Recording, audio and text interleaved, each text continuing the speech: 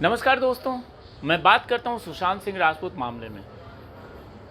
सुशांत सिंह राजपूत का मामला, देखिए, मौत की जांच और जांच की कमजोरियां, बहुत ही गंभीर बात है कि मौत की जांच कहां तक पहुंची और जांच में कमजोरियां कितनी हैं, क्योंकि दोनों बातें एक दूसरे से मिलती जुलती है।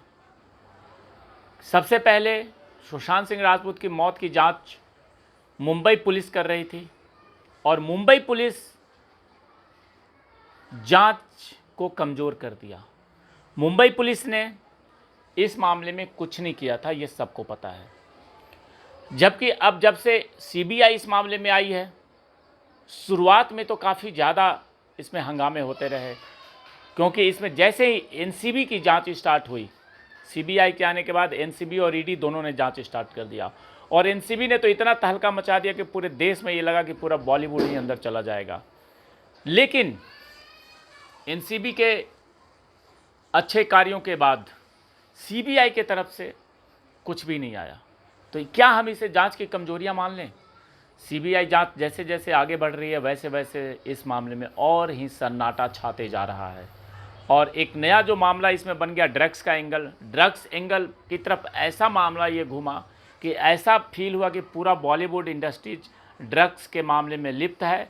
और अब सुशांत सिंह राजपूत केस से पूरा जो मामला घूम गया वो ड्रग्स पे चला गया और हर किसी की ध्यान, हर मीडिया चैनल हो या आम जनता हो, सबका ध्यान ड्रग्स मामले में चला गया कि आज दीपिका पादुकोण को बुलाया जा रहा है, कल सारा अली खान को बुलाया जा रहा है। ऐसे बड़े बड़े नाम को बुलाया गया पूछताछ के लिए कि बिल्कुल अट्रैक्शन का केंद्र वो बन गया। और इस अट्रैक्शन के केंद्र में सुशांत सिंह राजपूत की हत्या का जो मामला था वो कहीं ना कहीं साइलेंट हो गया।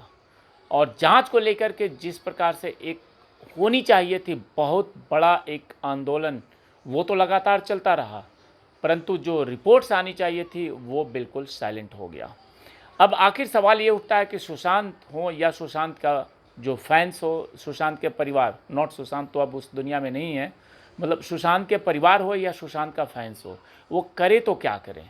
क्योंकि हमें तो सिर्फ़ और सिर्फ जो जांच एजेंसियां हैं, भारत की प्रतिष्ठित रिस्पेक्टेड जांच एजेंसियां, हमें तो उन पे भरोसा है और उनकी तरफ से कुछ आ नहीं रहा है और समय बीत रहा है। धीरे धीरे जैसे जैसे समय बीतता जाएगा वैसे वैसे ही हमें और मायूसी निकलती जाएगी। लेकिन अब ये भी देखना है कि जांच के जो तार हैं वो लगातार उलझते जा रहे हैं, क्योंकि सुशांत सिंह केस की जांच जैसे जैसे आगे बढ़ रही है वैसे पता चल रहा है कि इस मामले में सिर्फ पैसे का ही मामला नहीं है, इसमें ड्रग्स का भी मामला है और इसमें इंसानी रिश्ते, ड्रग्स, बॉलीवुड माफिया की भूमिका सवालों के घेरे में है। कई सालों बाद बॉलीवुड में एक हस्ती की संदिग्ध मौत पर हो हल्ला मच रहा है और उसके बाद कहीं ना कहीं इस मामले में कुछ ऐसे तथ्य सामने आए जिसको लेकर के लगातार हंगामे होते रहे, परंतु फाइनली अगर आप पूरे 1.5 साल का रिजल्ट देखेंगे तो कुछ भी सामने नहीं आया। सामने रिया और चक्रवर्ती और उसका जो भाई है उसकी गिरफ्तारी से हमें बहुत कुछ खास फ़र्क नहीं पड़ा। वो अंदर रहे 1.5 महीने 1 महीने और वो निकल भी गए, उससे क्या हो गया? हमें तो सिर्फ हमें अपने अभिनेता की मौत की जांच, मौत का हत्यारा कौन है, उनका इस हत्या का साजिशकर्ता कौन है, हमें तो उसके ऊपर ध्यान देना है। क्योंकि गाहे बगाहे ये चलता रहता है कि बॉलीवुड के अंदर ड्रग्स का जो कारोबार है वो सब तो रेगुलर हमेशा चलता रहता है, लेकिन अब सुशांत सिंह के मामले में ड्रग्स केस से जुड़ना वाकई गंभीर सवाल खड़ा कर दिया। देश की आर्थिक राजधानी मुंबई, जो कि एक बड़ी आतंकी हमला भी झेल चुका है, वहाँ पे अब ड्रग माफिया सक्रिय हो गए हैं और उन्होंने पूरे बॉलीवुड को अपने कैप्चर में ले रखा है। यहाँ तक कि जो ड्रग्स की सप्लाई है वो समुद्र के रास्ते से भी होती है और हवाई जहाज़ के रास्ते से भी होती है ड्रग्स की सप्लाई। अब सवाल ये है कि तमाम एजेंसियां जितनी भी इस सुशांत सिंह केस में जांच कर रही है, उन्होंने ड्रग्स माफियाओं पे आज तक नकेल कसने में नाकाम साबित हुए। क्योंकि ये ड्रग्स का मामला ऐसा नहीं है कि सिर्फ सुशांत सिंह राजपूत की मौत हुई और उसके बाद ड्रग्स का कारोबार चालू हुआ। उसके पहले कई सालों से 5 साल 10 साल 15 साल से ड्रग्स कारोबार चल रहा होगा उस बॉलीवुड इंडस्ट्रीज में। लेकिन क्या एनसीबी और अदर जो भी एजेंसियां हैं उन्हें ये पता नहीं था कि इस मामले में ये काफ़ी पहले से चल रहा है? सुशांत सिंह की मौत के बाद ही अचानक एक्टिव हुआ क्यों? अचानक एक्टिव होकर के ड्रग्स पैडलरों पे छापा मारी, ड्रग्स माफियाओं पे छापा मारी, तो क्या ये माना जाए कि सुशांत सिंह राजपूत की हत्या का जो मामला है उसको घुमाने के लिए एनसीबी पूरी एक्शन में आकर के और उन्होंने ड्रग्स के माफियाओं पे छानबीन चालू कर दिया, छापेमारी चालू कर दिया?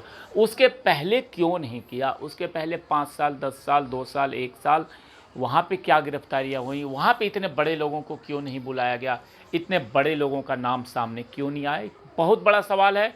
वैसे देखिए, मेरा ये उद्देश्य नहीं है कि मैं एनसीबी की कोई तौहीनी करूँ, एनसीबी की कोई आलोचना करूँ, लेकिन ये सवाल उठता है और आप भी गंभीर तरीके से इस विषय पे सोचिएगा कि अचानक ही एनसीबी इतने सारे एक्टर एक्ट्रेस को बुला लेते हैं और उनसे पूछताछ करते हैं, जबकि ये मामला ऑलरेडी चल रहा है। और इसमें मद्रास के हाई कोर्ट ने ऑलरेडी पहले कह चुका था कि मुंबई में कई ऐसी चीज़ें चल रही है और ड्रग पैडलर को रोकने के लिए उन्होंने केंद्र सरकार को नोटिस भी दिया था कि क्या क्या कदम उठाए जा रहे हैं। जबकि बात करें पंजाब की, तो पंजाब के जो हालात हैं, वहाँ के युवा वर्ग बहुत ज़्यादा ड्रग्स के चपेट में है और वहाँ के युवा बेरोजगारी की वजह से ड्रग के धंधे में शामिल हो गए हैं, ये सवाल है। जबकि अधिकारिता मंत्रालय और एम्स के एक सर्वेक्षण का हवाला देते हुए कहा गया था कि देश में 3.1 करोड़ लोग नशा करते हैं। और सुशांत सिंह राजपूत केस की जांच से भी ये पता चलता है कि पुलिस अमले को ही नहीं, एजेंसियों में भी समन्वय की सख्त ज़रूरत है और एजेंसियां अगर इस मामले में थोड़ी सी भी पहले से एक्टिव रहती तो जो ड्रग्स पैडलर की गिरफ्तारियां और ड्रग्स पैडलर की छापेमारियां और साथ ही साथ जो ड्रग्स कंज्यूम करते हैं उनके साथ जो छापेमारियां हो रही है, उन्हें जो बुलाया जा रहा है, ये पहले भी हो सकता था, पहले भी इस पर कड़े कदम उठाए जा सकते थे। खैर, जो भी हुआ देर आए दुरुस्त आए, उस पर मेरा कोई ज़्यादा बड़ा सवाल नहीं, लेकिन जो सबसे बड़ा सवाल यह है कि सुशांत सिंह राजपूत मामले में अभी तक कोई भी गिरफ्तारी क्यों नहीं हुई। और सुशांत सिंह राजपूत के जो फैंस हैं वो लगातार मेरे से ये सवाल पूछते हैं कि कब होगा इस मामले में फ़ैसला, और उनका एक जो सब्र का जो सीमा है वो भी ख़त्म होते जा रहा है, क्योंकि हर चीज़ का एक लिमिटेशन होता है कि कब तक हम करें इंतज़ार। और ये सब्र का सीमा, देखिए मैं तो न्यूट्रल होकर बातें कर रहा हूँ, लेकिन वो सब्र का सीमा मेरा भी समाप्त होते जाता है दिनों पर दिन। और मैं सिर्फ अपने इस बात को सुशांत सिंह राजपूत के जो रिलेटेड जो अपडेट्स है उसको इसलिए देता हूं ताकि इस मामले में हम लगातार आपस में कनेक्ट रहें, हम लगातार आपस में बात करते रहें। बहुत सारी चीज़ें, ट्विटर ने एक्चुअली मेरा ट्विटर अकाउंट को पता नहीं क्या शैडो बैन कर रखा है, जिसके कारण से मेरे ट्वीट्स दिखते नहीं है लोगों को। तो मेरे पास एक यही माध्यम है यूट्यूब का, जहां से मैं अपनी बात आप लोग के साथ रख सकता हूं, आप लोग के साथ शेयर कर सकता हूं, और आपके कमेंट्स जो आते हैं उसको मैं पढ़ता हूं, सारे कमेंट्स को। तो मैं तो यही चाहूँगा कि आप लोग भी जुड़े रहिए, आप लोग भी बने रहिए और लगातार आपस में तालमेल बनाए रखिए।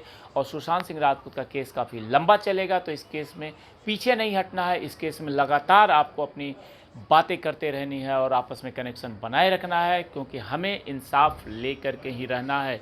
मैं बार बार ये कहता हूँ कई बार कि हमें इंसाफ लेकर के ही रहना, और इंसाफ लेने के लिए हमें आपस में मजबूती बनाए रखनी होगी। जय हिंद, जय भारत।